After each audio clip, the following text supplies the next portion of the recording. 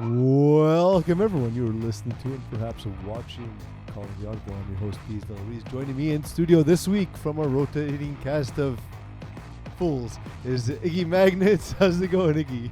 Thanks for calling me a fool. No problem. I'm one of many fools. One of, though. That's right. And it just popped. And now we're in stereo. We're full. Perfect. I love it. It takes us screaming into the mics to wake our system up.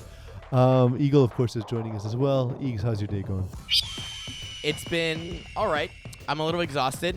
I've been AFK for about a week, and now I'm back. Yeah. How was Shaq? He was great. DJ Diesel, technically, Diesel, is his name. Yeah.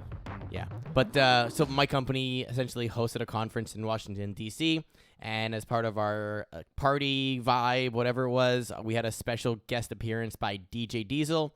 Probably the most juxtaposed relationship is me at 5'0" 100-something pounds, and Shaquille O'Neal, 7'1", 325. I needed you. 7'1". I needed you to find a way to get a picture with him. Trust me, I tried. He had Washington police accompanying him. Naturally, as one does. Because really, he needs security. I mean, from enough Yes. people. Yeah. It's the whole thing of, would you fight one life-size chicken or 50 1-foot chickens? I mean, also, you said it best, right? When you have that much money, it's not worth doing anything yourself. Absolutely. Yeah. Again, Eagle, I'm very close to never driving again. It'll be a very happy day. You've mentioned that on several occasions. Yeah. Yeah. Yeah, Let alone fight your own fights. Oh, if someone God, comes up no. to you. God, I'm already paying for that. That's what lawyers are for. So we're back. It's week 2. I was gonna say I don't even know what season we're 2, on. Yeah, At one point, we used to actually label the scripts season 6, episode 1, like a TV show. Yeah. And then we stopped doing that because we're at like season 13, and it was like I don't know how much longer. Yeah, we're probably at season 28 now or something. Something like that, it yeah. goes up fast. longest running podcast that I know of. Yep. Is us in flag football history. No, in everything. Maybe in everything. Definitely in Flag Plus history. I think that might be a thing though. The longest running. Well, I guess maybe Joe Rogan beats us. I don't think so, actually. I'm not sure because it was about the same time that we started. We'll have to see. We'll have to look that up. Eagle, whenever you want. December 2009. Okay, so he has his I beat. feel like he beat us by a couple years. Maybe, Yeah, we're 2012. So, but he had 350 viewers on his first episode, and it lasted 2 hours. all of our shows last 2 hours and have about 350 viewers. So not We're bad. basically Joe Rogan. We basically are. Do But we gotta be an asshole now? no, we're already better interviewers. So the what I'd like you to do, Eagle, is once in a while just insert the another long running podcast that beats our length. That would be awesome. So first thing I want to get to is therapy with Iggy Magnets. Deal with it. You're so late. Deal with it. You're so late. You asked me to create a messaging group Yeah. instead of creating the message group, even though you knew all the people that needed to be involved. No, And we have it on Basecamp. I couldn't add someone or a couple people. Who? Jeremy. You're not friends with Jeremy? Maybe not. I know you are. Okay. It's not like I was writing a script or anything today. Speaking of writing, our articles are officially late because we didn't realize there's a change in schedule, which we should have noticed because we work for the league. And we were both in the meeting when we were told there was a change in schedule. Yeah, On but us. I didn't realize. The article will come out Saturday morning, Friday night, Yeah. somewhere in between. Mine will be out tomorrow. It's almost finished, but I legitimately... So the week starting on Thursday is the worst. Not only because we're missing a bunch of games we can't cover. Yep. But the week ends on Wednesday, right? Yeah, Wednesday. No. Yes, Wednesday. Monday. Yes. Wednesday. Monday. There's Wednesday games. No, No, Wednesday. there are not. Not yet. Not yet. Not yet. But it does. That's going to be horrible. Yeah. That's going to give us half Yeah. a day. Yeah. That's going to give us Thursday morning. It won't even for me because I have to prep the shows. This is what happens when I don't go to meetings sometimes. Like, I had a conflict for that meeting, and suddenly we're running fucking Thursday to Wednesday. It's okay. There wasn't a choice. We were told. Yeah, I wasn't at that meeting either. But why I don't can't think- we just do Sunday to Thursday? It makes way more sense. Because- Started and ended in the same week. Yes. Also that. Yeah. It doesn't need to start. Yes, you're right. Thursday to Thursday. Because there's this weird thing that they, It's always by, the by Labor they Day. we mean one person, wants the weeks to be symmetrical. I was like, the first week can just be 2 days. Like if Yes. if you can only, if there's only Wednesday, Thursday games, It's like that, fine. it's fine. Or, as I've always said, why try and get those 2 days in anyways? Because your next week, like one of your weeks is going to have to be shortened because you started 1 week halfway through, sort Yeah. of. But So like, it doesn't matter. But what, like to me, it's half a dozen of one and 6 of the other. Like what I don't even But, mind. then, having but a bye week. exactly. Then why make it complicated? Yeah. Well, I mean, depending on like field availabilities and stuff like that, I think it's Anyways, there's that to moving, way as well. Moving on. Yeah, I- we're getting into the weeds. 90% of the population No, this doesn't is the care therapy about this. session. Yeah. Oh, it is. It is the therapy session. Yeah, okay. So anyway, all that to say, my article's coming out tomorrow. Iggy's is coming out probably Saturday-ish. The best of us, Lori, will have hers out tonight. She said she spent every last minute making sure she was going to make Every her deadline this free week. minute. Yeah. And then I felt like a piece of garbage. You didn't tell her that it was due today. Yeah, no, I know. I kind of did. I'm like, Well, because again, we had that conversation Yes. before we knew the schedule changed. And again, once it changed, we didn't realize the impact of the articles. So a little sloppy start, but fall's a different kind of vibe for sure. different kind of sloppy. Yeah. Yeah. What are we starting with? what are we? Which division did you move them on the script? I did. Yes. Okay, great. So that's perfect. So I'll do it again. I kind of like the show also being the behind the scenes. So Yeah. I'm good asking questions about the show on the show. Did we cover point 2 in the introduction? No, I'm getting there. Okay, just making sure. It's week 2, and it's Yep. picture week. So if you have not yet got your jerseys, please try to. Make sure you look your best because, of course, look good, play good, right? That's the whole thing. It's we're only able to really go out there and get the pictures done once. I know some of your teammates might be missing. Please, please, please, please. I beg of you, take the picture anyway. It's not perfect. We know that players miss because it's a recreational league. If you don't have an individual picture, please get it done. Yeah, These please. things are great keepsakes, of course, for you, but it also helps our product. If you make the finals, there's nothing worse than having a bunch of empty pictures, Silhouettes, yeah. silhouettes. It doesn't look great. And the same thing too, like when it helps identify players at the field. Like it's important for us to know who's there. The integrity of the league is very important to us. Yeah.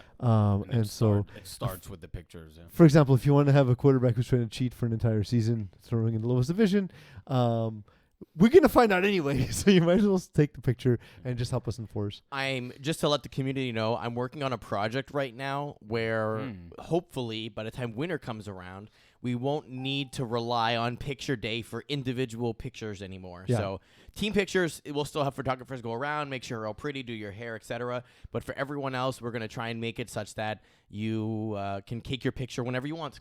And that's the goal. But that'll also come with reinforcing our roster requirements in that if you choose to not have a picture or not take a picture, that's your choice, but we will need to confirm your identity. So You'll have to bring ID to the field and all that. So yeah, we're going to be looking into that more. And again, every season we try and improve the product in FPF. So that's the way that we're trying to improve the picture experience. also, you guys can make our lives easier by not trying to cheat. Yeah, just don't be a jerk. Don't be a jerk. Like Why? why? Don't be If you're, dicks. the thing DPD. is, if you're trying to cheat, you're openly admitting you're trash and can't beat your opponent. You can't beat your opponent as is. Like fairly square. Yeah. So if you're trying to cheat, that's fine. You think you're trash, and we agree. Co-ed and women's. Yes, sir. That's where we're at. There's a lot of blowouts, it seems, in these score lines here. Yeah, 6 of 9 games were decided by 25 points or more. There were some close games in there. The Yeah. 3 other ones actually were quite close. Mm-hmm. But a large discrepancy. What do you think attributed to that? Just bad matchups week 1, or is there a difference in some of this competition? No, I think you guys being you and Alexi mentioned this in week 1 of the podcast. There's sort of 3 tiers built all into one co-ed cup division, and it's probably a product of the top tier playing a bit more of the bottom tier teams. So you saw, yes, a bit more discrepancy between the teams, leading to the kind of the blowouts. Stop checking your fantasy. I got to make sure I have my Thursday players in. So that's number 1. And you also got just matchup based and teams with low experience playing against higher experienced teams. So it was like kind of two facets, and not just experience, but like athleticism and also just way better teams playing against way worse teams. Yeah, I think that might be the case. Like, we saw, of course, Fit Squad make it to the finals against Kiss My End Zone in recent history, in I believe it was winter. Yeah. They beat Sneaky Snakes 42-6. Sneaky Snakes, I thought, were a nicely developing team. And when we last saw them, the Pitsy Fuck, who were just in the finals as well, they beat up on Badgers. So wait, what does that say about Free Smoke that then beat Fit Squad by a point the day after? Or is that just Fit Squad a little bit tired from the previous day? So that was a fun game. Iggy and I were there. Yeah. And Lori, who's covering that game, by the way? Yeah. All of us. Who's writing the recap? Is it you or Lori? One of us. It's one of us. Because I said I wasn't doing it, so that might be. It was me. It's me. oh, it's you who declared it. Okay. Yes, yeah. Yeah. So the worst part about the three writers being on the same team is that we can't choose the same game. But I don't know about you. I was actually really impressed by Free Smoke in that game. By both teams, actually. Well, yeah, but I mean, Fitzcott, we know what to expect, right? Yes and no. There's kind of first of all, new quarterback. Yeah. So that just changes the dynamic of the team. But then there was a guy there wearing the Pitta jersey, who's not Pitta. Vincent Batrache. Maybe it was. You don't know. No. I looked at the guy's profile. Did you check his ID? Yes, exactly. I was already up on it. Yeah. I remember him from playing Smash Bros. And just looking it up now, he had 18 touchdowns in 9 games. Yeah, you could tell this guy was. No, he's really good. Really good. Yeah. I covered. It must have been Div E in spring 2015. Because as soon as you said that name, I was like, no, I know that name. Yeah. I'm gonna take a quick look at the player profile for sure. That's it's an all-star. Didn't win an individual award for that, right?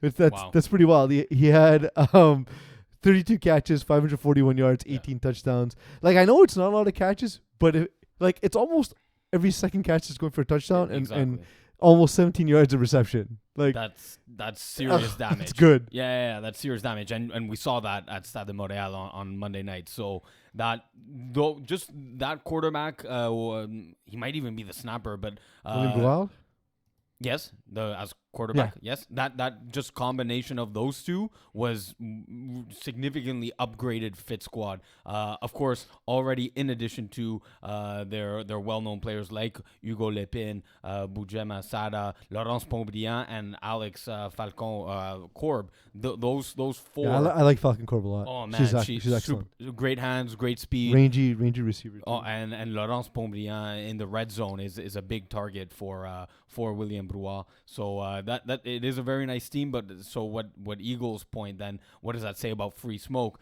Yeah, they looked very athletic, right? You have the Alexis brothers there, Jeans Lee playing quarterback, Jourdain playing receiver, and I like that they added Mohamed Nekad from the 300 squad. He's leading the way in co-ed right now in receiving yards and touchdowns. I believe he already has like 6 TDs in the 2 games that they've played. So he's stepping up his game offensively, as he was the 300's de facto defensive captain last spring.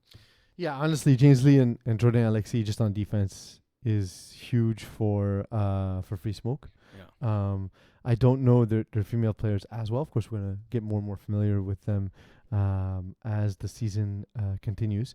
Yeah. But that's a good way to limit deep throws and deep attempts, is to have 2 guys who can take away that deep part of the field and force you to march, and hopefully you'll make a mistake. And William Brouillard did make 2 mistakes in this game. He completed 70% of his passes, but 2 of them going for interceptions. As we all know, that can hurt your outlook. Rafa Belajat returns to FPF. This is pre-Iggy. It is. Rafa it's Belajat, just before, actually. Yeah. Yeah. He. I don't even know him that well, because I was just getting established in the media and I was only covering low divisions at the time. But Rafa is a fairly accomplished FPF player in his own right. He was anyway a very mobile quarterback, regularly running for over 250 plus yards. Okay. He he had a season in 2009 early on. Actually, when he His- started, his 7 debut. touchdowns. Yeah, 7 touchdowns as a quarterback. That's a big deal. But he's a guy who That was 12 years ago, though. Yeah, Just I don't know. Just FYI. I don't know how he's aged compared to the rest of us, right? Yeah. It's funny though. I don't know if this happens to you, but like 2001 seems like 100 years ago, but 2009 feels like last year. Yeah. I don't know why. There's something about 2010. Like 2010, 20. I don't have to stop and be like, that's a decade. Like that's Yeah, that was just when Sidney Crosby scored the golden Just goal happened. and everything. That was just 2 weeks ago. But one of the things with Rafa Belajad is he does have a propensity to turn the ball over. His career 328 touchdowns, 120 interceptions, and especially like there were some of the later seasons where he was throwing 24, 17, 15 interceptions. Yeah, that's a lot. That's Yep. turning the ball over. As a guy who's done that myself, it's a lot, and it makes it a lot harder to win. Free Smoke, of course, took complete advantage of that. But it was cool to see Rafa playing again. He seems to have really good connection with Laurent Alfred Villain. Yep. Hopefully, he can start to work in Sabrina Renault, who was targeted 3 times. But you got to keep going to her to establish that confidence. So her and Maria Leonor Martinez Abaraka, the only 4 targets between the two of them, and we talked about last week that if you don't get the women involved in co-ed, you're not gonna have a chance. You can't play with 2 less players in the field. Yeah. Do you think they knew about the QB flex cap because he actually violates the cap, which is fine because there is The whole team has no rating, so yes. No. But do you think they knew even about my it? guess is yes. I haven't Okay. spoken to. I feel like Mike Greenberg. I haven't spoken to anybody. I don't know. I had no sources have told me. This is just speculation.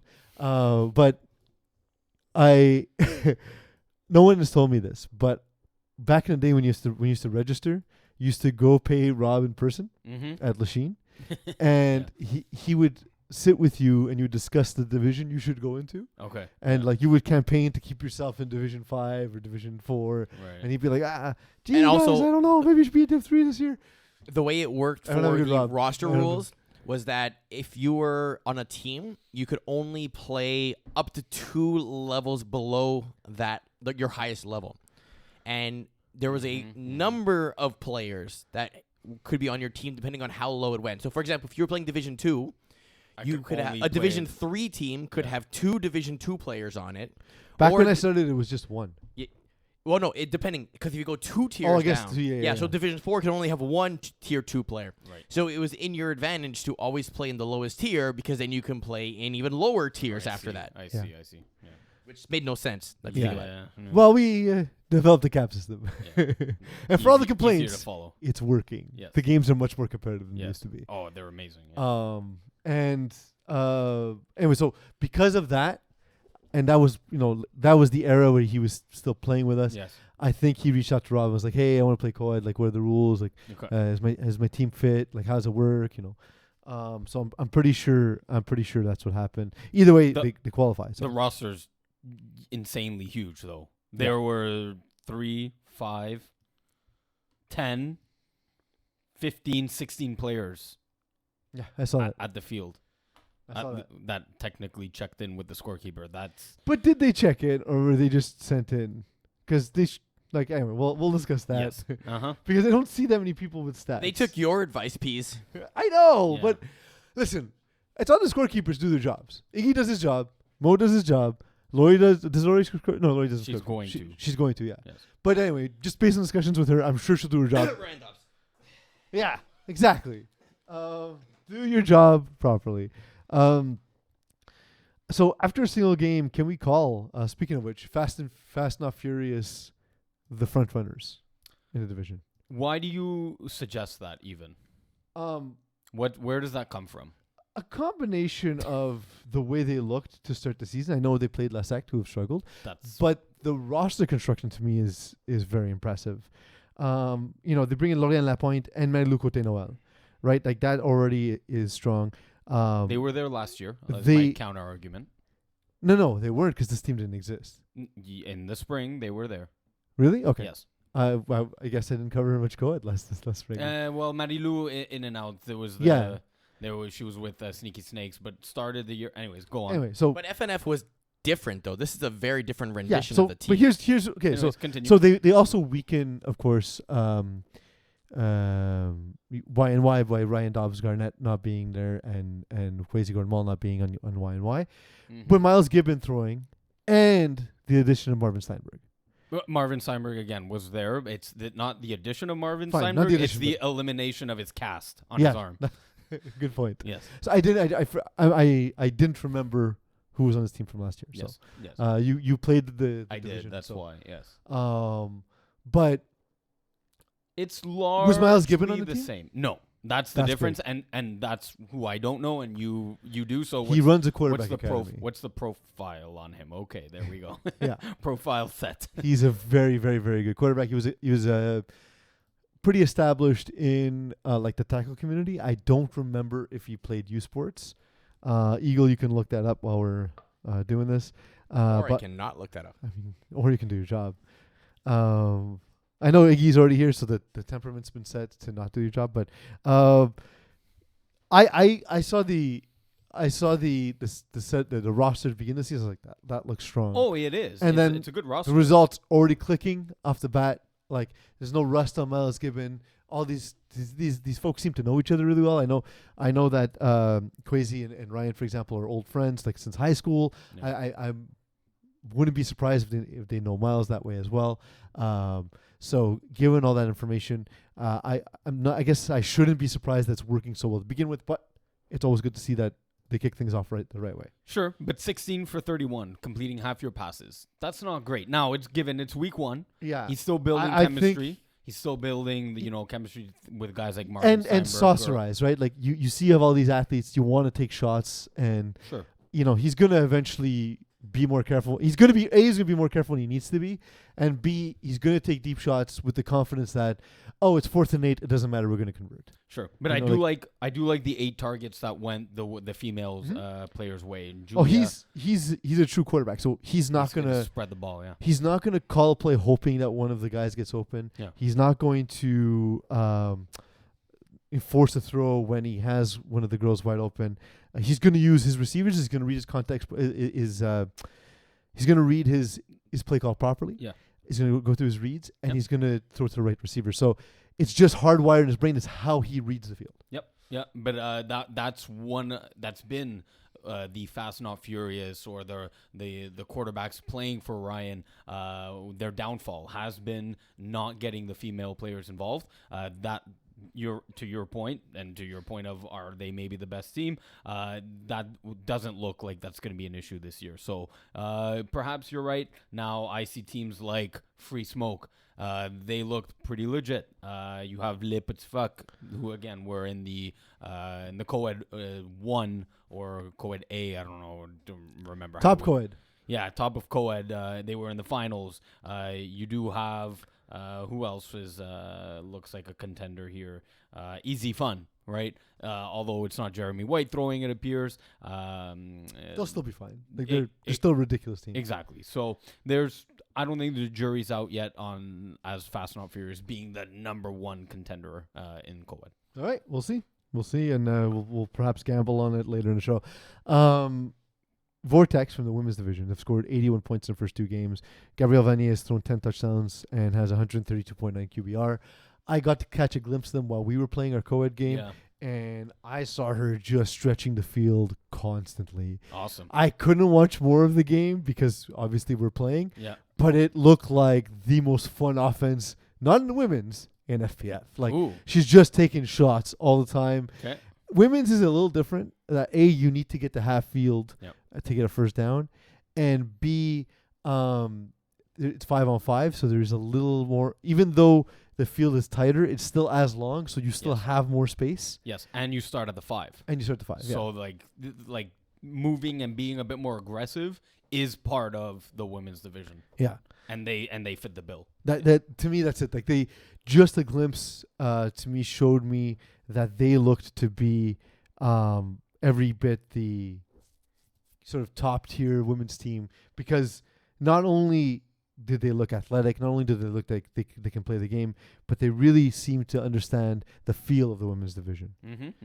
So Now, go ahead. yeah. So like, given the way you're hyping them up, from what I saw, they seem to be a bit more on the younger side. Yeah. Maybe not so. But we saw a young team win in co-ed. In in co-ed. women's. In The women's.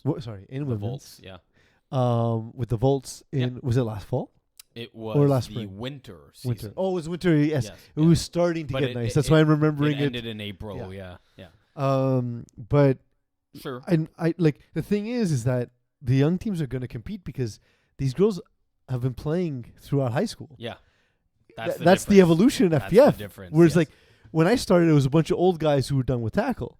That's not the case anymore. There are flag players. There are people who play just this game, and it's no more true than in the women's division. Virginie Auboumenard, I want to draw attention to her.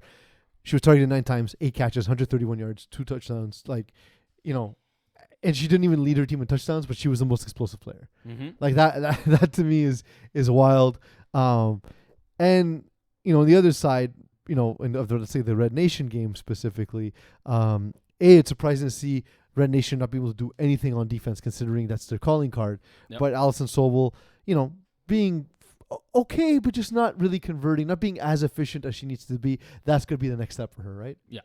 Against teams like you're saying, like Vortex, against teams like Le Brut, those two to me are the class of the division entering this season. Let's see if they can continue. But that was my point with Vortex.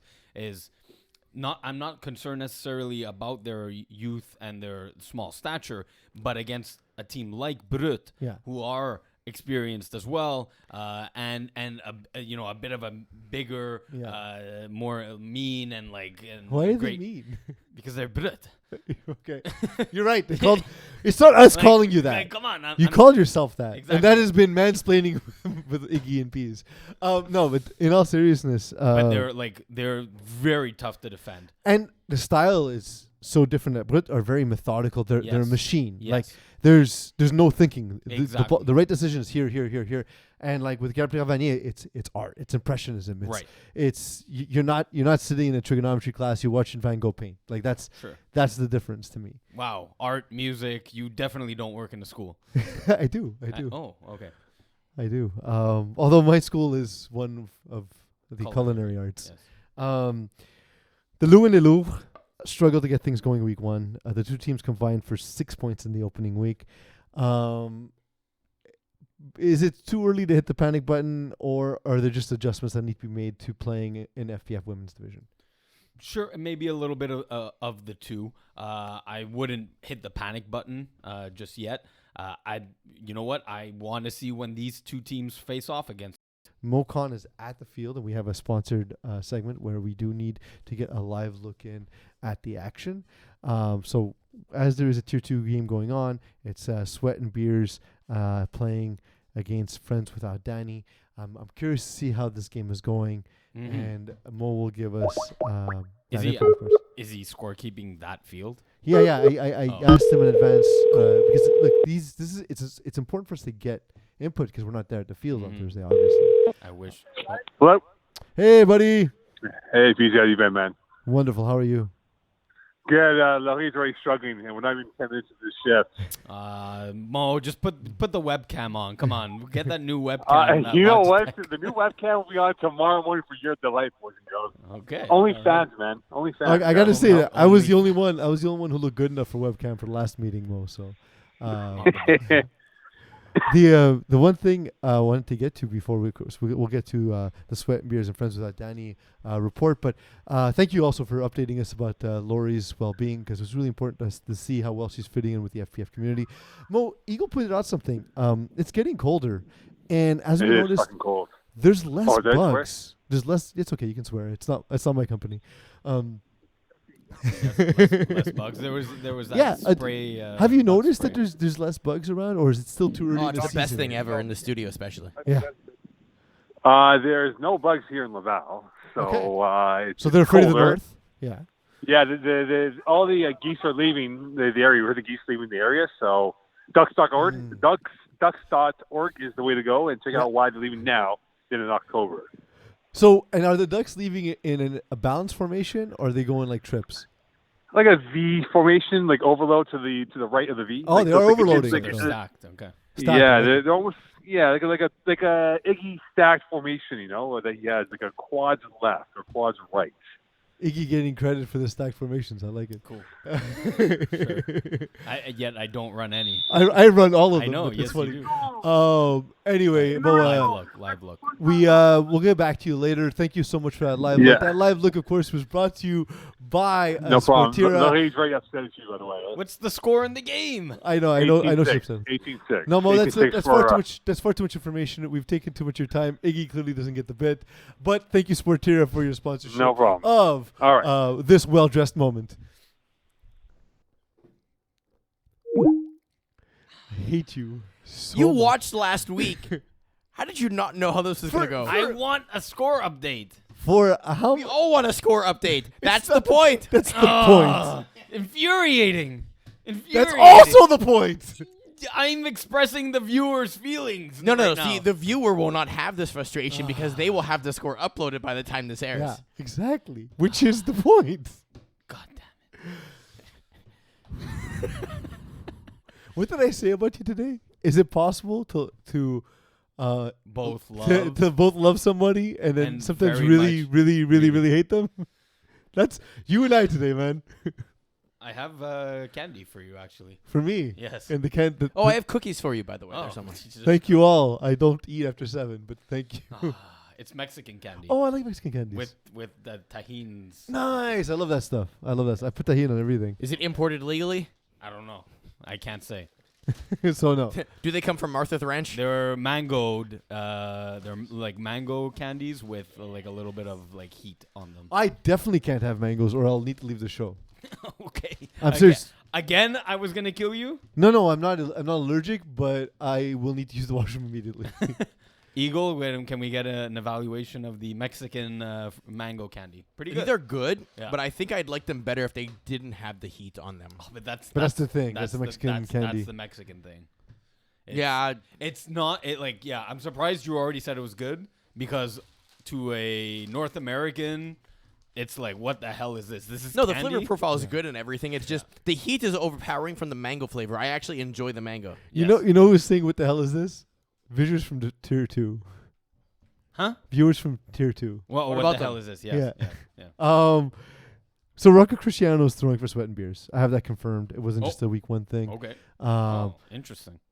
I don't know if they knew that Robbie Robinson can use the flex cap, Oh. but are they better off or worse off with Rocco Cristiano throwing? No, he's a great quarterback. He took Los Penetradores pretty far. I believe either to a 3-7 or 4-6 record even, and got them into a very tough Division C. Of course, Pease, last year you played in Division C. That was a wrecking ball of a division.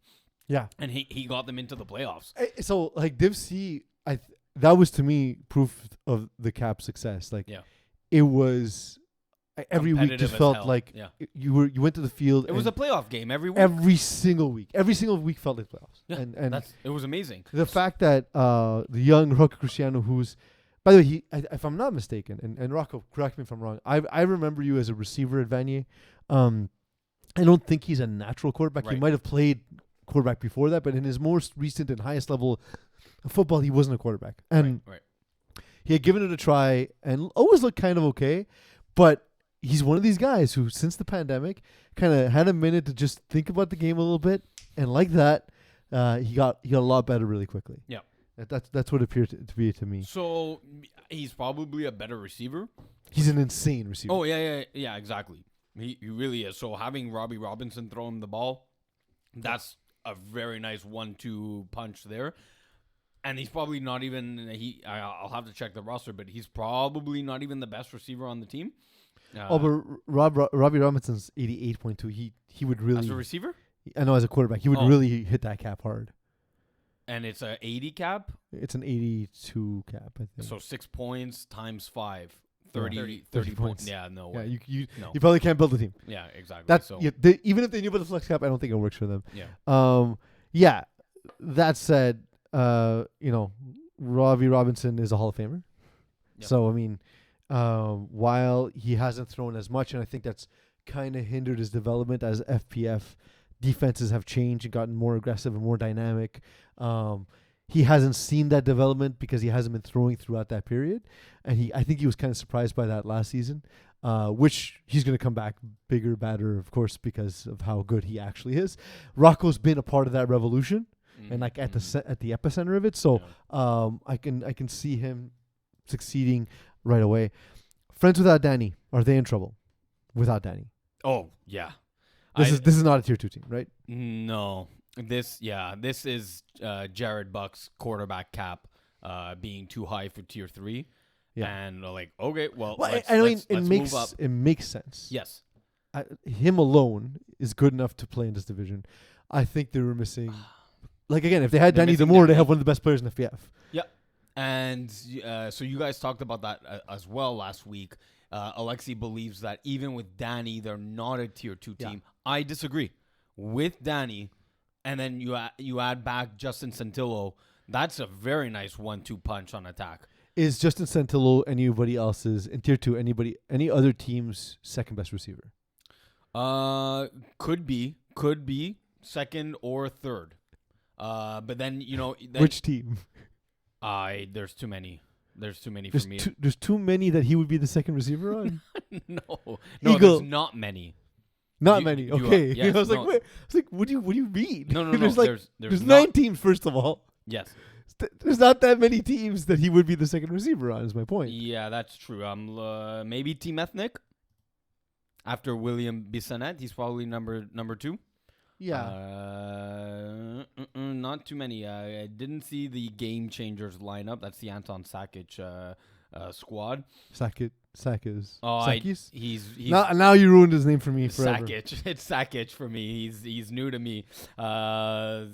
Like maybe he's below Armin Bala there. I don't. But even Marty Friedman maybe and Mathieu Hull. So no, he's not even number 2 on there. Yeah, Louis-Philippe Paquette and Mathieu Hull are better receivers, and that's not one was a university receiver profile. And one is just a behemoth human.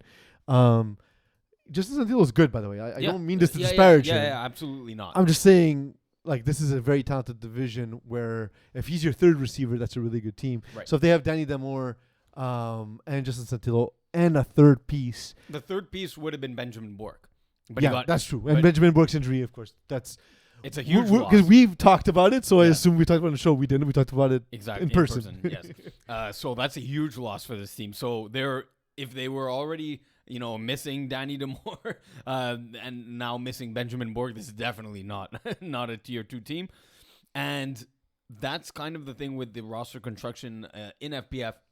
The higher you go up, you're as good as your quarterback is, you still need to surround yourself with better pieces. I ended up getting Marvin Steinberg into tier 3 because I could. I had the cap space for it. There was a weird amount of cap space I found in fall.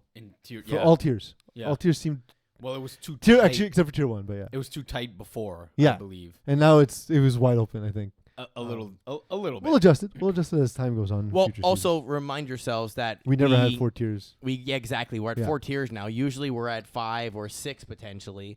And because of that, we usually work like the smallest team you're going to make is usually around 55 times 6, so 330. That's really like our lowest of lows. And then the highest you're ever going to get is somewhere in like the 540 range, like 690s. Right. It can go higher depending on what team you build, but that's usually the range to do, right? So you're looking at 200 points to cover 4 tiers type of thing. That's so it's about 50 points a tier. Usually we give more room at the top because, of course, that's where you can kind of build like super rosters usually. But we're trying to be a little bit more tight around that and everything. And the same thing at the lower tier, we want to give you some wiggle room too so you can still be competitive but not be, a brand new team off the street's the only person that can fit there. So it has to be somewhere in that middle tier, which is why we have these looser, if you want to call it, ranges versus before we split it 5-way, 6-way, etc., which means they have to be much tighter.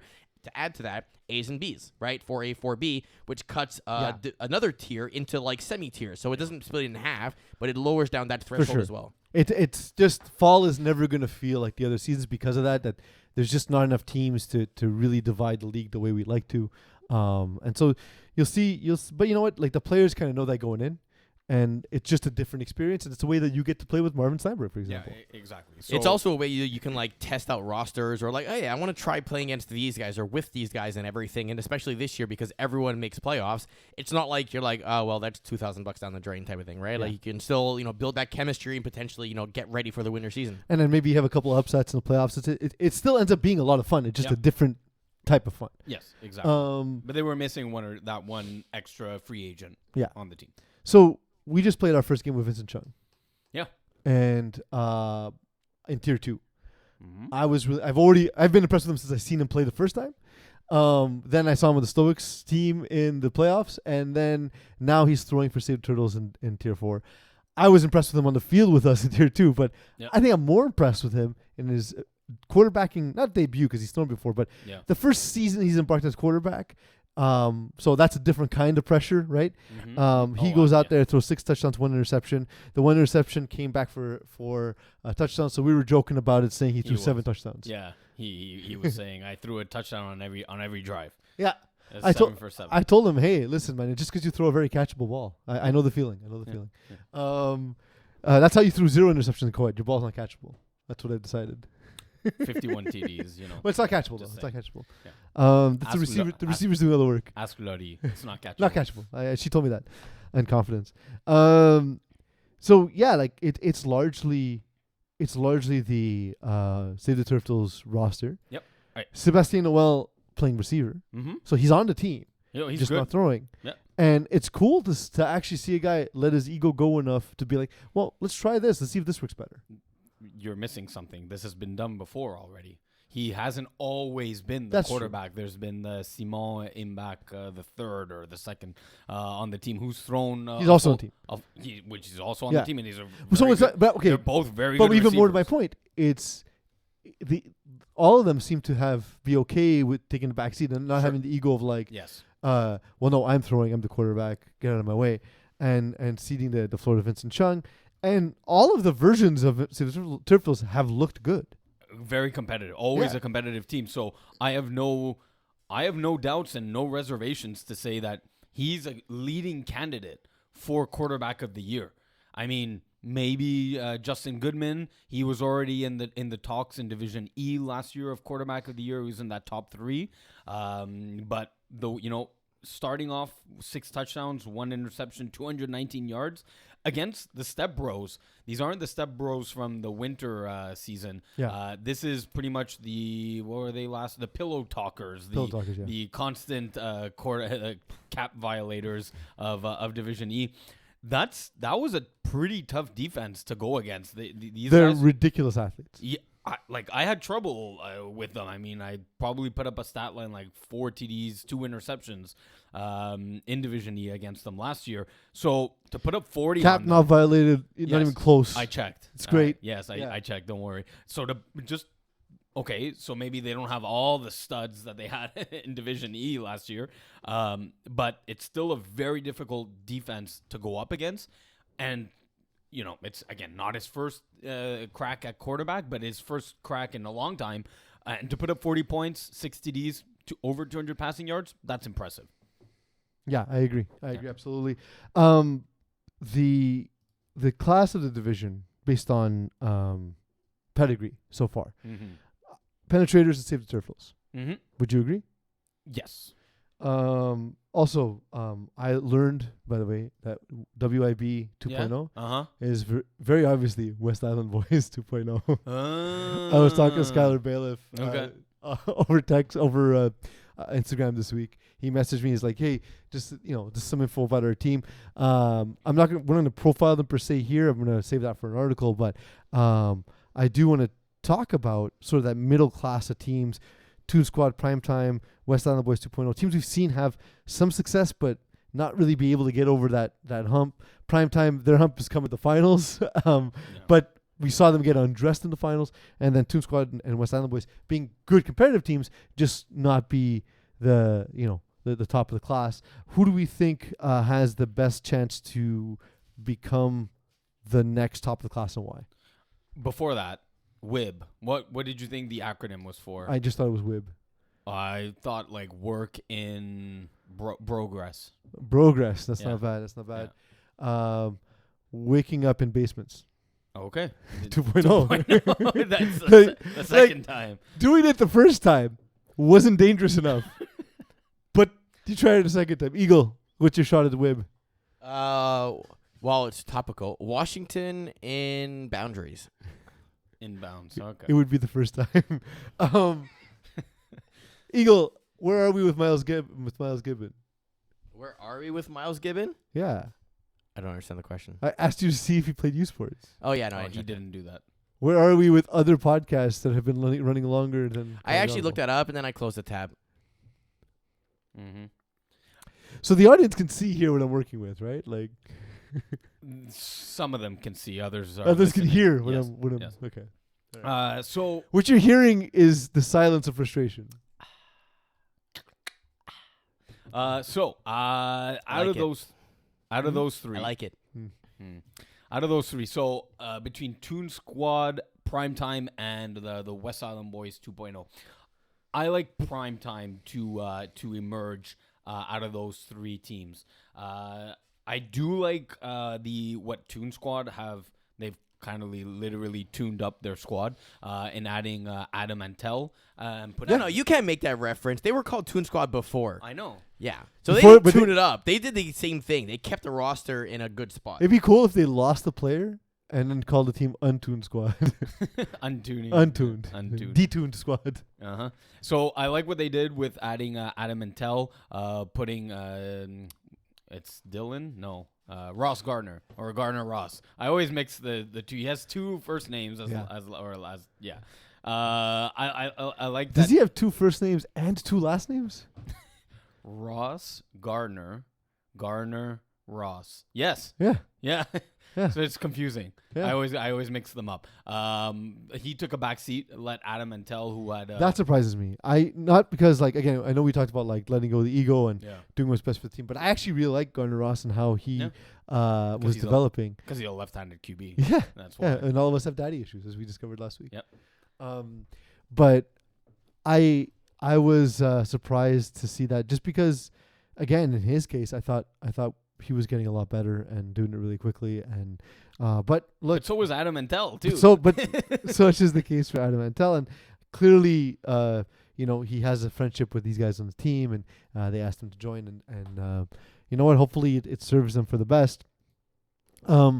I kind of like the direction Primetime was heading in towards the end of last season. Yeah, that was my choice. Okay, I thought you were going Toon Squad. No, I was just giving a little nod to I'll let Toon you Squad. I'll let you do them, and I'll No, do no, West no, Island go, Boys. Go. It's like you don't know the show. No, I said I'm picking Primetime, but I was giving some recognition to Toon Squad. Fair. So they're outside looking in. Yeah. OLI. Yeah. I like what they've done. I know they tied the first game. Daniel Spina staying at quarterback. Yeah. I think it's important for them to stick Yes. with the quarterback. They've Agreed. made so many changes in 2 years. We know that the defense is good. I love Ethan Adrian as a rusher. I love the guys like the two-way players, guys like Alessio Muro and George Jodas. Yep. I like what they bring to the team. There's a couple of new names, new faces on the team as well. So I want to see how they fit in. But that core of Zerjotis, Ethan Adrian, Daniel Spina, Alessio Muro, that to me is very dynamic. Yeah, that's gonna pose a lot of problems. Just for example, with their next opponent.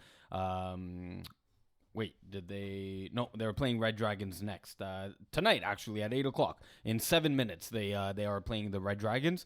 That's a team that they are. I'm gonna go with a 14.5 point spread for Primetime. So that's easily a 2 to 3 score game advantage that they have over Red Dragons. Although I kind of like Red Dragons. What we saw, they're coming back from the winter season. They remind me of that easy W family of young football players. Took some time to get used to the flag game in the winter, but they had, I believe, a good outing in week 1. Red Dragons, that is a 35-0 shellacking over Deep Balls. Your favorite team name ever. Look, and I love balls. I love balls as much as the next guy. You say that the My- F2000 ball is a dinosaur egg. It's A the most treasure. beautiful dinosaur egg that's ever It's a existed. beautiful ball. Yeah. Absolutely. And my prized possession is my balls. Mhm. I literally take them everywhere I go. He names So- it F2000. F2000 and F2000 also, Yeah. because F2002 is a different ball. Um, 2001. Yeah. So, taking a look quickly at, and again, I don't want to go too deep into the profile because Yeah. we're going to talk about them throughout the season, and I intend to do something in my article for them as well. Mhm. But Skylar Bailiff throwing, yeah. we're like, okay, well, that's a hit at receiver. But then you look at the receiving core, Yeah. Nick DeMalo, Yeah. Julian McLaren-Thompson, Yeah. and Zach Stacy. That's dangerous. As That's well. it. Like we talked about, is Justin Santillo your second best receiver on any other team in tier 2? I don't think he's the second best receiver on this roster in That's tier 3. That's a good point. He's Yeah. not even the best.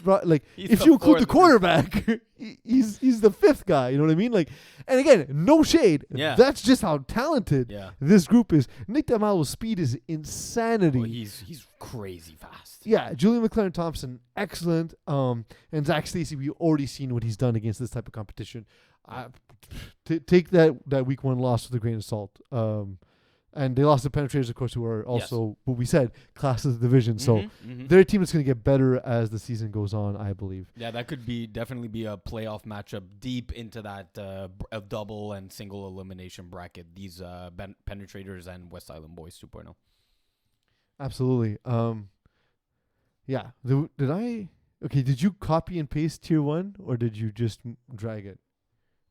Because we talked about these topics. And Oh yes, I forgot to eliminate one. Yes, that's the good point.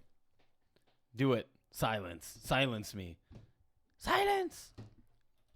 thank you, Eagle. Thank you, Eagle, for actually science. I have a button for this. Yes, I know. I'm aware. Trust me. I- I'm aware of this button. Nobody To can hear you say that, Iggy. God damn it! That's what the button does.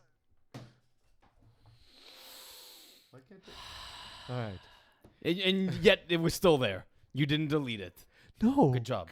I'm- Good job. Yep, I'm doing it. Oh yeah.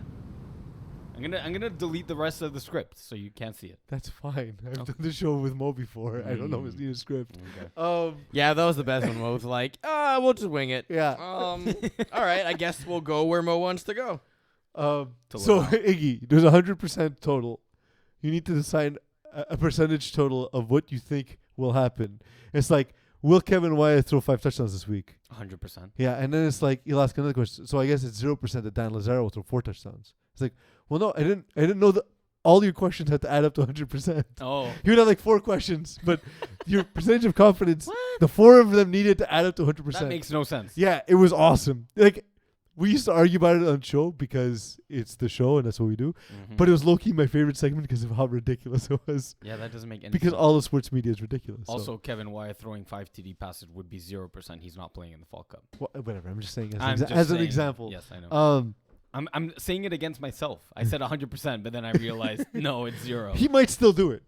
Yeah. Because if someone needs a quarterback, it Sub calls in. him up. Yeah. So the onside kick rule is in effect. It is. You and I have already ran it. Yeah. I am 1 for 2. Actually, you almost ran it twice because Yes. I threw back to you on one play. Yeah. And then you got a roughing the passer, and then we had an easy convert. Yeah. convert. That was cool. Great sell job. Hey, I got No, you hit. got- I you got got hit taken hard. out. I got hit hard on the Yo, arm. I've been hit by Chris Brockwell before. It's not fun. That wasn't Chris Brockwell. That Oh, was was it? Jason Rossi. Oh, same. Hey, he hit me hard. Same. he apologized 3 times. Oh, He's it's- like, dude, it's- sorry. It's I hit and you." it's not guys trying to hurt No, you. They're no, just no, guys no. who break down hard on you. Yes, that was exactly it. And I've been hit by both those guys. It's like someone swinging a bag of bricks at your chest. Yeah, Yeah. it was exactly like that. Yeah. But yeah, so I'm 1-1. You ran it unsuccessful. Yeah. We talked to Stephen Harpersod. He only ran in one of his games because his other game he was blowing at the other blowout, team, yeah. so it wasn't worth it to run. But he's 1-1. What do you feel like the players, anecdotally, what have players told you about it? Do they like it? Do they like the dynamic that's been added to the game? I'm gonna give a bit of both the anecdotal, but more my impression on it. Yeah, in general, it's it's like I think is the consensus I'm getting. No one's flat out told me I hate it. Now I don't believe it's being put to use in the way it was intended. Its intention. It's being put to use the way you and I immediately thought it'd be put to use, right? Yeah. Once the rule came out. I mean, so a bit of like a minute background on it. So it's always been brought up by players during the rules. So week, do a week. reset so that Jeremy can clip this. So I'm resetting. don't say it. Say the onside kick.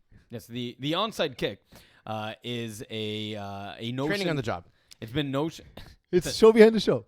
It's a notion. Now, the onside kick There we go. is a notion that FPF players have always brought and raised up during the rules committee week, where where Eagle posts allows players to post the rules that they would suggest for FPF to implement.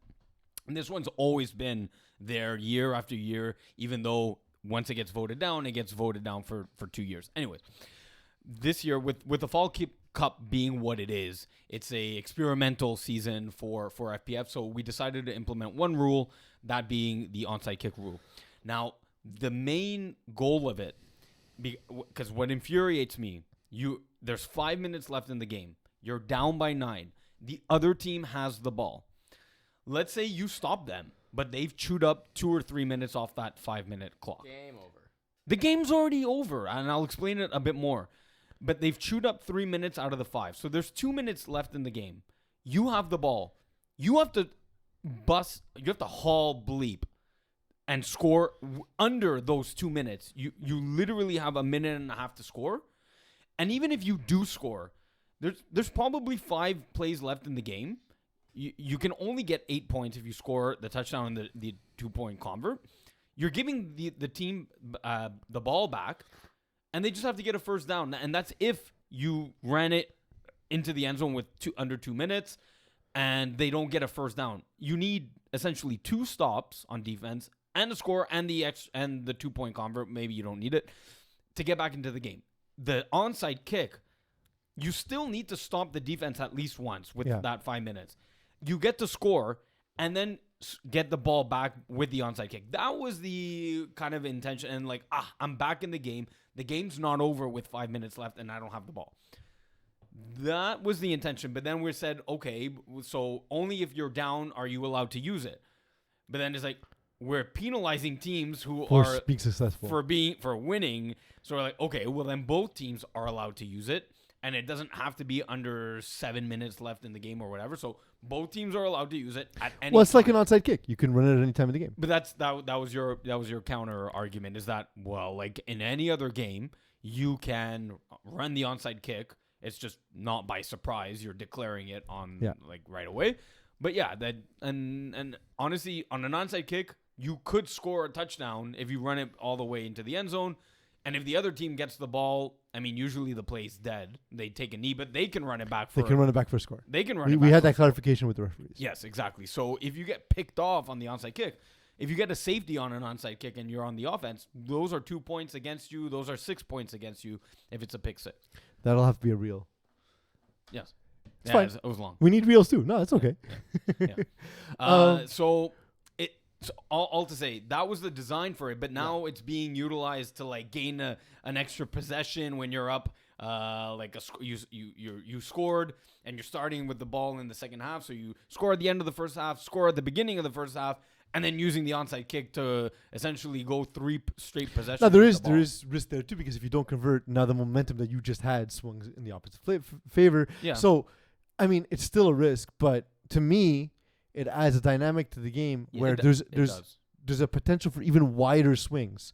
A swing where you're down 2 scores, you score at the end of the half, and then all of a sudden you're up a score because you score again to start the half, and then you score, and then you get the ball back and score again. And now the quarterback who last had a 2-score lead now is down to score. Or the other thing happens where, okay, we're going to run this before the end of the half. Oh my God, pick 6. And now you're taking the ball back at the end, to begin the next half with not the same level of emotion you would have had, up a score. You can also take away a team, like if they have 1 play left, you can run an onside kick and remove the option for them to run that last play because it counts as a play. That's true. Yeah. You know, so there's a lot of ways. To me, it adds dynamic, and the game has become, especially as you move up. Eagle and I were talking. I think in Div 1, like scoring is near 90%. Probably. So I'm not surprised. and like even the lowest divisions, it's over 70%. So somewhere between 65 and 70. Sure. I want to say, like, I think it was spring, so the caliber's a little bit higher. So I think it was Yeah. Div E. I think if I'm not mistaken, Eagle, when we talked about it, was 72%. That's so, like, crazy. It's basically score. So Yeah. you're taking something that was like, kind of ping pong, Yeah. and you're adding a dimension. It's interesting because we're not adding anything to help the defense. We're just making things more complex and interesting for the offense, Yeah. and that in a way sort of makes the game feel a little bit different. Yeah. I have heard from some of the higher division players that they're like, there's a chance this might be gimmicky. They're willing to give it a chance, Yeah. but they feel it might be gimmicky. But so is the onside kick, right? Like in football, Yeah. it's kind of a gimmick play too, right? Yeah. So there's I think a few things where We got to should tweak Yeah, because I think the reward is so much greater then the risk. than the risk Yeah. of giving up 15 yards. Pretty much, you're giving up like 12 to 15 yards depending. Yeah, on because what, if you throw it to the marker, you're giving a maximum 15 yards, right? Like let's say you get deflated at the marker, you didn't get across the marker. Yeah. So so you're what getting, you've lost in field position, field position is 15 yards.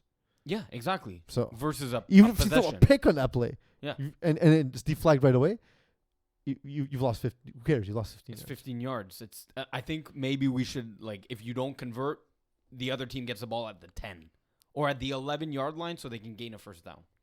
Maybe we'll look at that. Like, Something. I like that. want to integrate it into converts instead. We talked about this kind Yes, of stuff, but yeah, we'll get in more into that But I as the still. season goes on. I'm curious about something. Yeah. Do you think we have to increase the punishment from a yardage perspective? Or do you think we need to change the way possessions work on onside kicks? Because, here's an idea. If you have a onside kick attempt that you fail, the opposing defense gets the ball, they get to drive. Yes. What if the punishment is not just their drive, Mhm. but also they get the subsequent drive? I think that's more Because gimmicky. basically you're saying, Yeah. I'm trying to steal you're your trading possession, but you're and I trading. screwed up. So I'm giving you your possession But then and the other another team, one but in the other team process. could still run an onside, so there's a risk. Well, that maybe team maybe gets we can say three you can't more do that. possessions. Right, we'll I think we can add that you risk a timeout, Yes. and I think that. Yeah. or even like sacrificing an extra point attempt to have to. Well, but that's it. commit So like this, right now it's after the extra point. I think Yeah. it should be like You you go have for 1 at 5, go for 2 at 10, go Or for the convert. from Onside kick. Sorry. an onside kick from 15. Yeah, so the reason why we didn't go with that one specifically is because it creates still a very tight zone you need to convert in, which will just turn into like jump balls It versus doesn't. No, I disagree. You No. don't play quarterback. You don't understand. There's nobody running jump ball plays from 15. yards rather away. the area of the field to defend is very, very, Yes. very finite. It is. Versus if But you, that's you the have benefit to the defense. That's the thing we're talking about. yeah, but we're saying all it is it's injury prone at that point. No. 'cause Yes, It's- when you run a play from the 15, is it injury prone?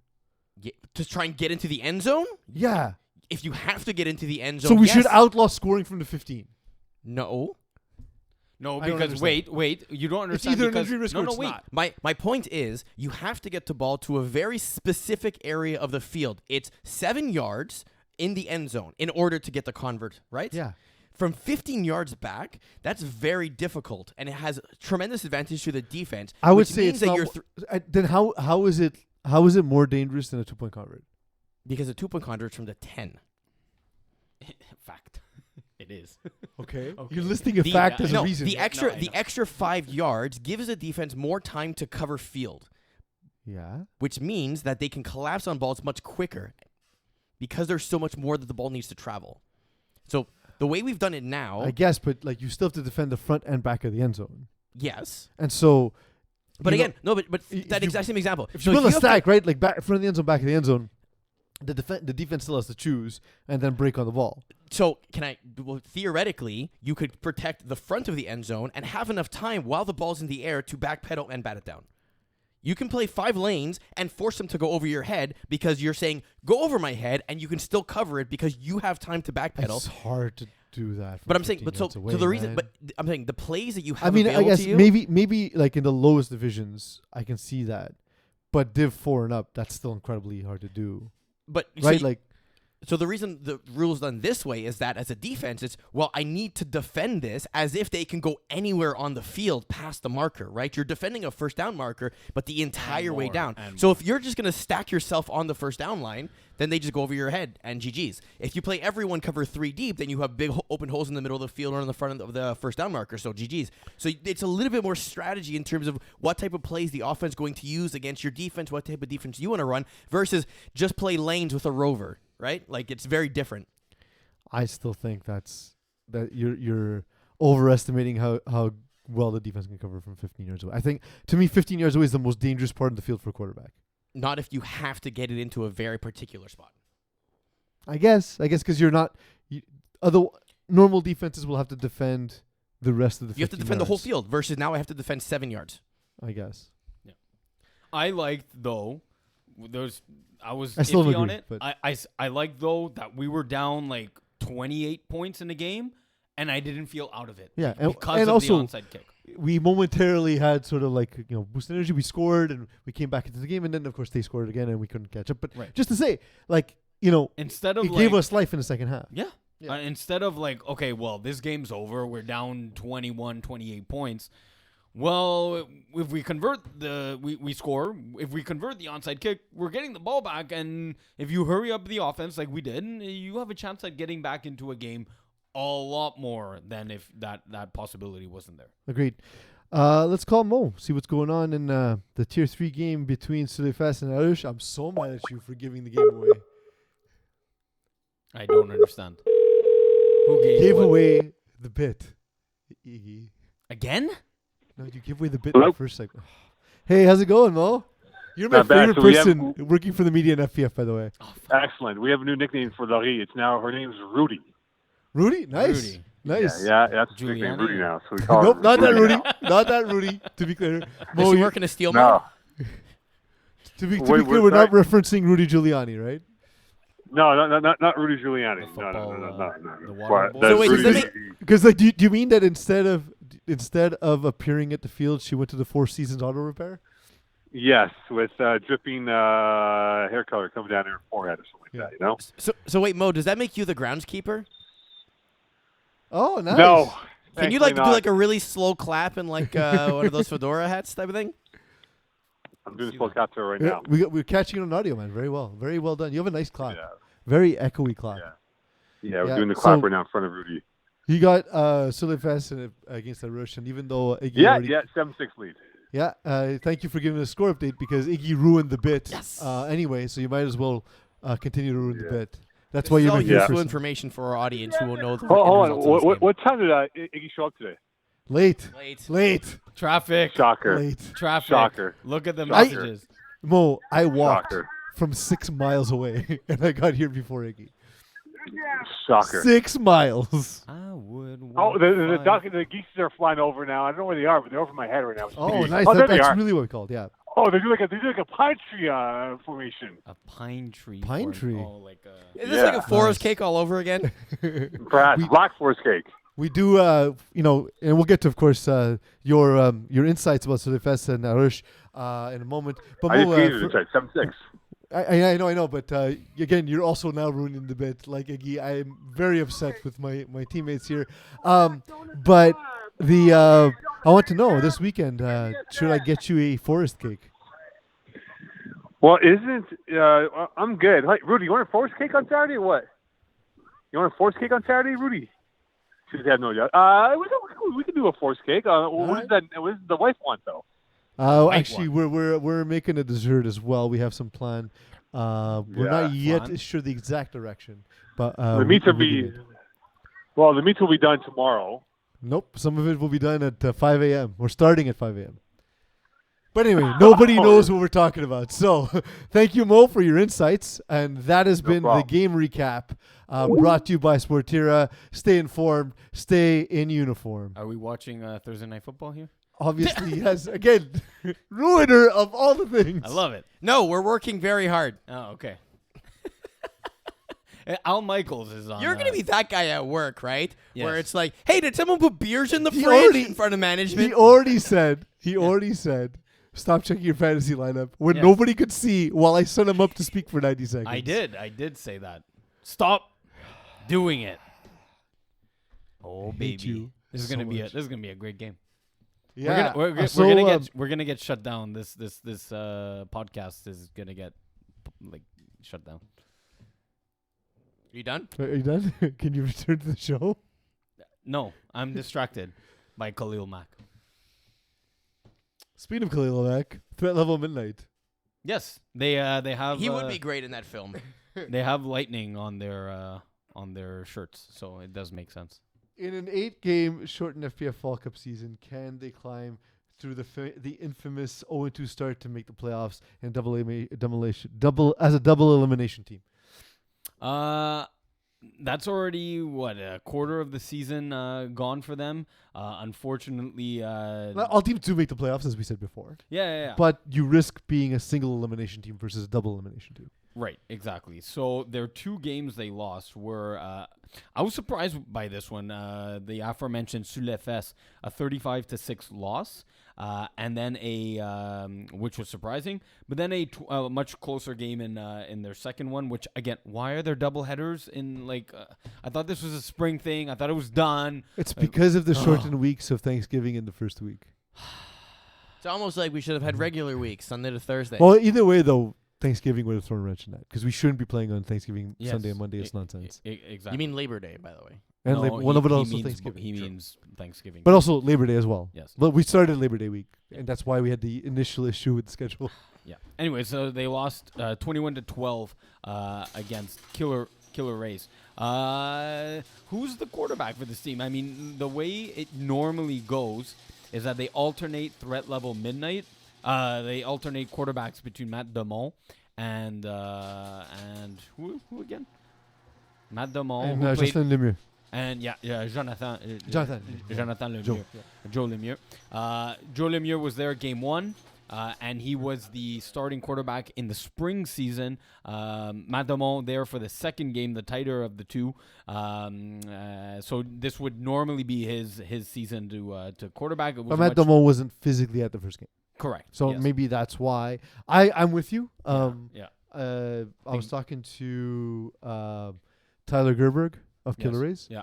He said he was surprised to see Matt Damon throwing. Mhm. That they thought it would be Joe throwing because he threw the first game, right? Right. And I told him, well, that they do kind of do this alternating thing and so on. So, This is both an embarrassment of riches in terms of number of quarterbacks on this team that could throw versus which one do you actually want?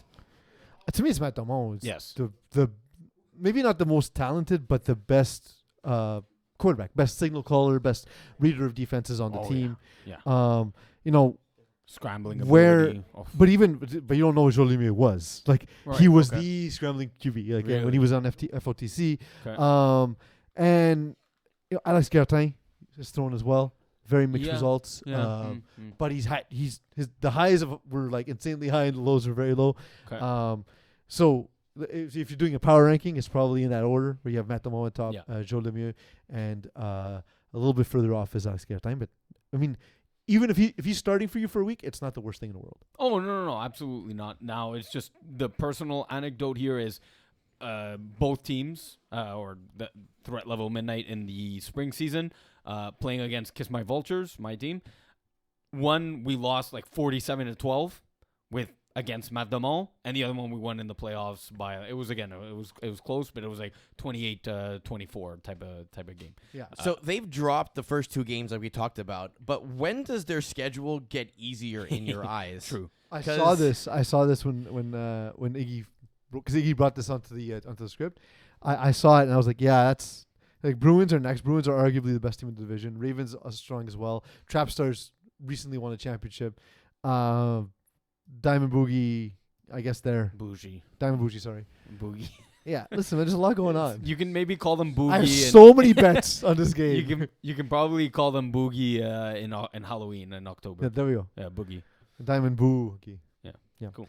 But yeah, so Warriors are maybe Rouge. maybe that's the spot. Yeah, yeah. They have one of the harder schedules though, I think. In That's and pretty Slugfest, rough, I think I thought was a game they could compete in, and they really didn't. they had. I don't understand that one. That they to only put up 6. That no. Yeah, it's not even really allowing 35 because you know Slugfest is going to score. Yeah, but yeah. you expect.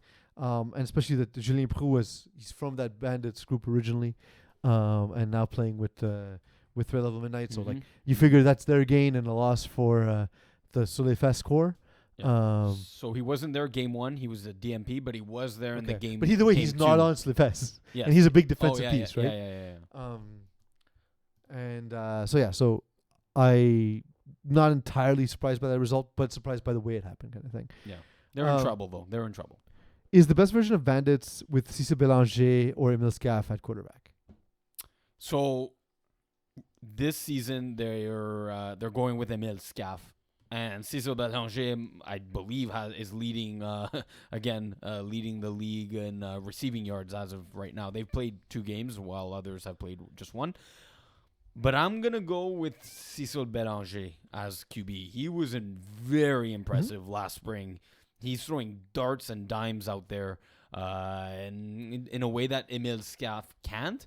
Emile has the better running ability and scrambling ability to get downfield. But I think like you, we're more of the arm attacking defenses where we prefer that the arm does a lot more damage than what the legs can. But Emile Scaff can't do as a receiver what Cissé Bélanger can do as a receiver. I'm not sure about. Why is that the case? I love Cissé Bélanger as a receiver. He just does everything well. Like I know Emile Scaff's speed is nonsense, but to me Cissé Bélanger is just someone who knows how to get open, can work in tight spaces, good route runner.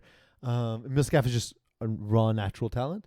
And you see that even in his quarterback style, because he's like we talk about, he can run and he can buy time, and he did run for 51 yards in this game, but like he still threw 6 touchdowns. Yeah. Right. So like his throwing ability is there as well. Oh, for sure. And maybe because of the running, we also don't see the best of him best of Cissé Bélanger as a receiver because he only attempted 15 passes in this game. Fair. And that's a game where you're scoring 40 points. Yeah. Now, did that hurt him in the Voodoo game here? Because they dropped that game by 1. Possibly. Voodoo, I don't ever know if they're good. Up and down. I don't ever know. They did lose that game, and Voodoo are the opposite. Voodoo are they're methodical. That Franke is never going to run. That offense is all about timing. And you mean Frank Kai? Do we know yet his name? It's gotta be K. It's K. K. It can't be Kai. Even if it's Kai, I refuse. What is with Alexi's pronunciation? Drisdale and Kai and for a guy who's so eloquent in 2 languages, he can't speak either one. Where's he didn't do his like phonetics growing up, like the phonemes. We're gonna get him hooked on phonetics. Yeah. But yeah, it's like if you look at that score sheet, it's exactly what you expect for that game to happen. Is like Patrick Saint-Amand uncovered, and then everyone else basically fills in the rest of the receptions for Voodoo. Whenever Patrick Saint-Amand has a little bit of coverage on him, and then Emile Scaff this game around having to throw 40 times. When he has to throw a bunch, it doesn't look the same, right? Like when he's moving, when the defense gets him some interceptions, that's when he can be efficient, and Voodoo will make you march the field. They're not going to allow anything. Got to get some napkins to wipe off that butter on your hands. Like, geez, 6 for 12? Yeah, obviously, that's always the receiver's fault. Yeah. Always the receiver's fault. As I've been alluded to in 6 for 13. Yeah, you're right. That drop this week was entirely your fault. Don't. But all that to say is that Emile Scaff's got great receivers around him. Yes. And I guess the loss is kind of why you're questioning it. But I just think that with Emile Scaff, they need to be game script dependent, where with Cissé Bélanger, it doesn't matter. Yes. But I think the overall team, if they play that script, might be better with this configuration. Okay. Yeah. Okay. It's a lot of qualifiers, though. Exactly. And so maybe you're right. Maybe you're just right. I just had to take the other side of the argument. I will say Cissé Bélanger, given the way when you look at him, I was playing against him last year. What an incredible game, by the way. It was just awesome. I'm like, I'm gonna pick on this guy on defense because he doesn't look very mobile and good with his feet. Absolutely not. He was, picking a front of the end zone, back of the end zone. He cheated, forward. So I'm like, okay, well then I have the corner in the back. No, he immediately with his size and his quick feet was able to get there, bat a pass down. I said that wrong for sure. I said a pass down. Yes. bat. Yes. Passed on. Yes. So yeah, he's a lot more shifty and better with his feet than what he appears. Yeah. So there was an incident at the field this week. Mm-hmm. In a game that took place between Kangaroos and #NR. Mm-hmm. So we'll start with the post that was posted on our Facebook group. We saw Travis Moses posts calling Marc-Andre Lapointe a dirty player, saying that Kendall Myers had broke his arm. Of course, being the first thing we saw that morning, the FPF staff that wasn't at the field immediately stepped up to Hyperdrive, trying to figure out what happened. Yeah. So we saw a video of the play, and we have an official's breakdown of the play. I'm going to write about this in my article as well because not everyone listens to the podcast. I think it's important enough that we cover it. I want to start by saying, first of all, injuries are awful, and we want Kendall Myers to heal up. And like if you're missing work time or your life is altered in any way because of something that happened in a recreational game, that's just shitty. There's no way about it. I know guys on both these teams, so like, believe me, it's not a bias thing here. I've known Kendall a long time. I want him to heal up, and I'll get to sort of my analysis of what happened. And you saw the same play, Iggy, so you can get that as well. And what we saw is kind of what the referee saw as well. So we're not off base. Yep.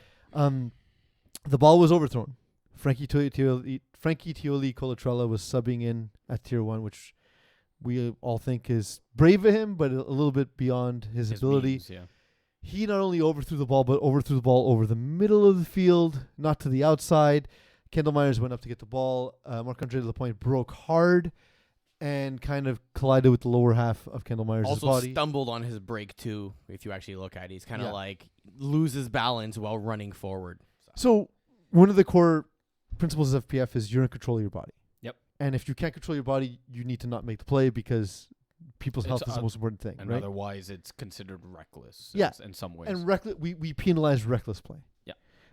So even if I've known Marc-Andre Lapointe, I played with him, so that was where I'm saying, like, I know guys from both sides of the field. Marc-Andre does play hard. I wouldn't consider him to be a dirty player. I think that play was reckless, while I don't think it was dirty from what I saw. Malintentional. I'm obviously not inside the player's mind. I wasn't there for the context of the game, so I don't know if it was getting chippy. I don't know about that kind of stuff. Yeah. But for me, it was a reckless play, and I think he deserves some penalization for what happened, Mm-hmm. because he should be held responsible, not because of the result, because we don't punish the result, we punish the action, but he needs to be held accountable to not be reckless in the future. He Just will, like the NHL discipline policy, though, the result of the play does factor into potential punishment. not in our case though. Sometimes, No. depending on what. Based on conversations I've had with the head of the disciplinary committee, that's not the case, because we can't control the outcome of what happens, right? Like, it could be completely innocent that someone gets hurt, and that's just No, the I way- understand, but exactly. But if it's a play a fluke play and whatever it is, you're not going to get suspended for that, obviously. Yeah. But if it's like, if there's intent, that's obviously But a it- big one. And intent is obviously the hard. hardest thing to judge. Yes. But so, in this play specifically, the ruling hasn't come down yet. Mm-hmm. But I know from my conversation with Rob Campana, who spoke to Steve Hodhod, who's the head of the disciplinary committee, that he's going to miss the September 18th game because the referee had the game, because the game was stopped. Kangaroos won 14-0. Right. Yeah. The game was stopped at that point, but otherwise the ref would have thrown 2 consecutive URs. UR penalties, and he would have been ejected from the game and missed the next game. Right. So So there's we at know he will miss a minimum- game. At a minimum. it doesn't mean he will be suspended an extra game or any extra games. Yeah. It doesn't mean He he's only won't. suspended a game, but he will miss the next game, and then the disciplinary committee will meet before the next game on September 28th. So that's important to consider. Now, the other thing I will say about this, and you after that you can tell me if you agree or disagree. Injuries suck. None of us want them. Neither league nor players. If someone does get hurt in a play, try to help. If the other team doesn't want you to help because they're passionate at the moment, obviously keep your distance. Yeah. Do find a way to apologize. Yeah. Remember that FPF is a community of players, and we just want it to be a fun, safe environment for everybody. Yeah, with like you suit up against, and especially now, that I've played more, and these guys have played, many They all know years. each other. Exactly. That's the thing. You get to know these players as you played with Kendall them. Myers against literally them. had asked that point to play with NR in the off season. Probably, yeah. So like you see these guys week in and week out, a few times here. Sometimes you end up playing with them. I don't want to hurt, if tier 2, Team Ethnic, David De Andrade is on the team. I don't want to go out and nail the guy and hurt him. Like I don't want to do that. Do I want to play, like, make a play against him and like pick off a ball that he thinks he's gonna catch for a touchdown? Absolutely. And this is also with us understanding that there is some level of physicality in FPF, right? Yeah. We're not expecting to be completely contact free, but the contact needs to be incidental, and that's essentially that. Yeah. So before we get to our last block in games of the week, I do want to talk about one thing we touched on last week. We talked about how Stephen Harpersad would adjust after struggling in Division 2. And on the other side of it, they played Run It Once.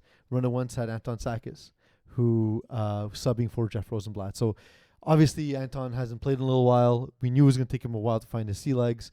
And he's not playing with his team either. So given all that, are we impressed with Stephen Harpersad's outing, being that Bless put him in the best possible position to win games here? What's the question? What? How are you impressed with Bless? Does or is this it just actually because show Run It Stephen Once H was not being able there? to play tier 1, or is it one of those games like whatever? No, no. I want to see him play even the next game. The Easy W Bless matchup has always been a highly touted game to look forward to, and they kind of go for like 41 to 40 games. I want to see him play against KGP.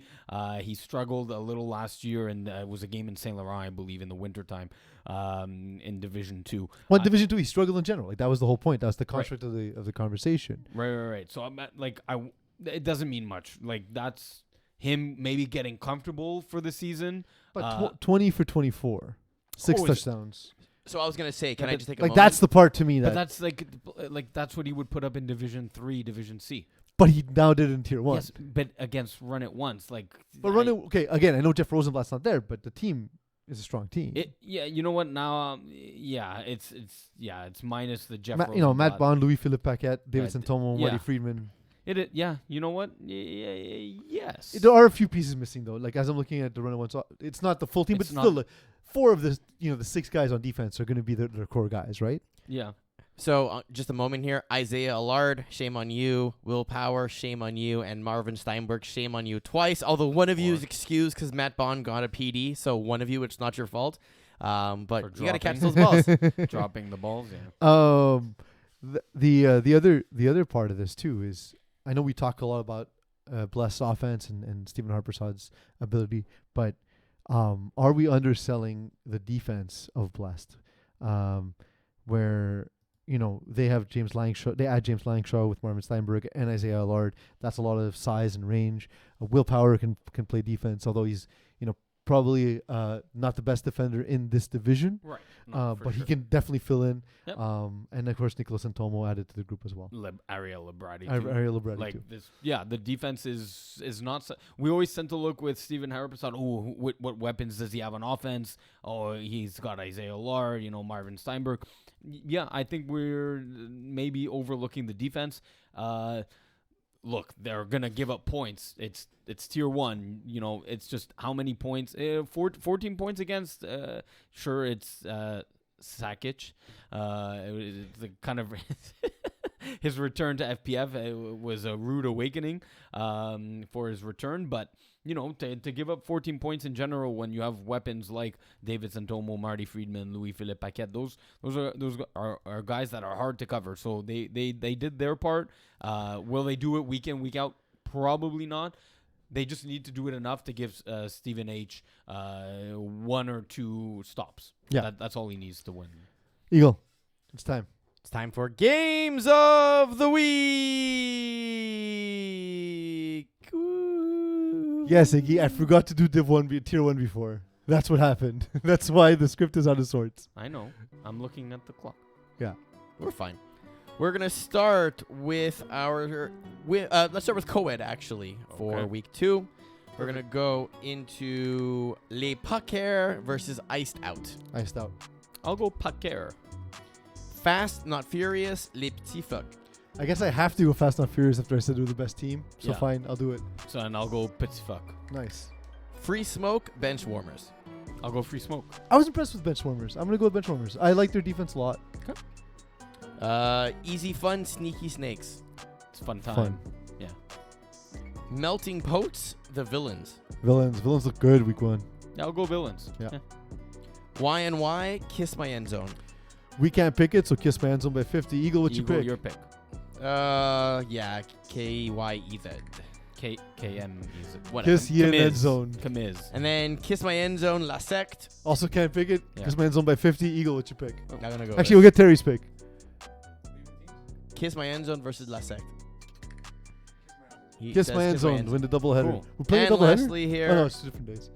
Badgers versus Iced Out. Iced out. I'll go Badgers. Nice. Lots of different differentiation. I like it. Badger. All right, women's. Vortex, Loup du Nord.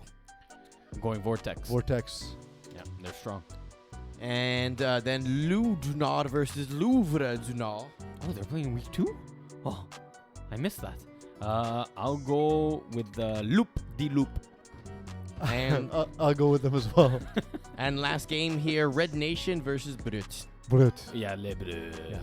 Red Nation look rough to start. Yeah. All right, tier 2, Sweatin' Beers, Friends Without Danny. Well, this game already happened. We don't know that. Yeah, it, Oh, we it don't did. know. If the score is up, I'm going to go Sweat and Beers anyway. Yeah, I'll go Sweating Beers. Okay, Mangoose, Game Changers. Mangoose. I'm going Mangoose as well. Is it Mangeese? Kiss My Outlaws, Team Ethnic. KMO. Kiss My Outlaws, yeah. That's a strong They're team. the best team in the division by a lot. Crazy. Hot Jesus. Sauce Sports, Beer Belly Brigade. Can't pick it. Hot Sauce Sports by 50. Eagle.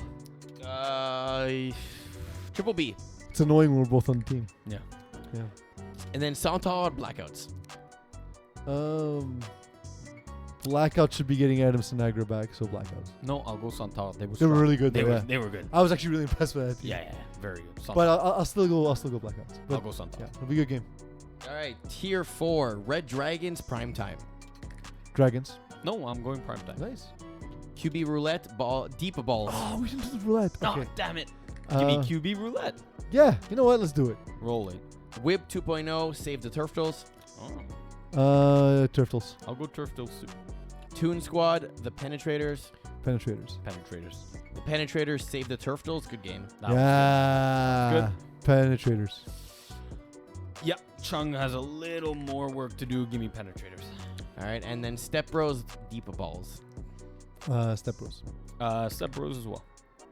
Tier Do we just 3, pick up best friends? Threat Level Midnight, Bruins. Oh, Bruins. Bruins. They're good. Sous les fesses, Arouche. I'll go Arouche. I'm gonna go Slivas. L'Alamo's 17-year-olds, Ravens. Ravens, because the other team name creeps me out. Yeah, I'm not picking a 17-year-old. Never. Give me Ravens. Trap Stars, Warriors. We let that team name slide. Yep. Okay. I mean, look, I don't check the names. I know. Sorry, what was the game? Trap Stars, Warriors. Trapstars. Yeah, it's close though. Yeah. The Trap Stars. Fun game. Killer Rays, Diamond Bushi. Killer Race. That was a playoff rematch that Killer Rays won. I'll go Killer Rays again. Bruins, Bandits. Bruins. That's good. That's a I'll good go game. Bruins as A lot of well. good games this week. Yeah, go Bruins. Lockdown, Voodoo. Will Lockdown have a team? Voodoo. Voodoo. Kiss My In-Laws, Why So Serious. Can't pick it. Gonna go with you guys. Yeah. Kiss my loss. Thanks. And lastly here, Tier 1, STL, #NR. Go STL. STL. But a good game again. Easy W, Blessed. Oh, I love this one. Easy W. No, blessed. It's a 1-point game. Yeah. I'll go Easy W. KGP, Blessed. KGP. I'll go Blessed for that one. Easy W, Kangaroos. Kangaroos. Kangaroos, yeah. And our last game, Run It Once versus Braves. Braves. All right, guys, that's going There to we be our go. games of the week. So what's your favorite one off the list there? You think there's Bruins Bandits and Penetrators Save the Turf? Those are probably the I highlights. like Bruins Bandits personally. Yeah. If Sinagra's back, I like the NR game too. No, he's not playing for NR. He's playing for Blackouts, Mangoose. But he's also playing. But in for, Tier 1, he he can play threw, for he hashtag threw NR. for Oh, he's NR on in the team? I believe so. He threw He- for them last season. In the winter. Oh, anyways. I don't think Frank Tioli-Colatrella is the starting quarterback Oh, for true. that team. True. I didn't know who. You're right. He Yeah. might be the Tier 1 QB. Yep. Yeah. Mm-hmm. If he's the quarterback, I like that game. Yes. If it's Frank Tioli-Colatrella, I Oh. don't like that Oh, game. boy. No. Anyway, so Iggy, thanks for hanging out, man. Yeah, it was fun. That was You awesome. drove me crazy tonight. I love it. You were That's my late. job. You ruined my bit. Oh my god. Love it. So many Oh. issues. Yes. You screwed So with my re- script. so relieved. You almost made me forget Tier 1. So relieved. I don't know what happened there. Yeah. Because you had moved them and Tier 2 was I like see. duplicated. Yes. So I think I accidentally deleted both. You did delete both. That was on you. Can't be Yeah. mad at me. I can. You can. And I It will. feels like every time you're here, something goes wrong. I love it. You're late, you bring Hey. candy that nobody likes, you mute I the like that audio, you candy, I delete just the can't eat it. script. I just can't eat it. Iggy, thank you for all of the amazing work. Thank you for everything you've done. Looking forward to reading your article. Thanks. Eagle, thank you for all the production work. Terry Tan, thank you for Hovering waiting your patiently. shoulder. I made that Step Brothers joke for you because clearly Iggy didn't get it. I But got most it. of all, I want to thank you all for letting me be myself.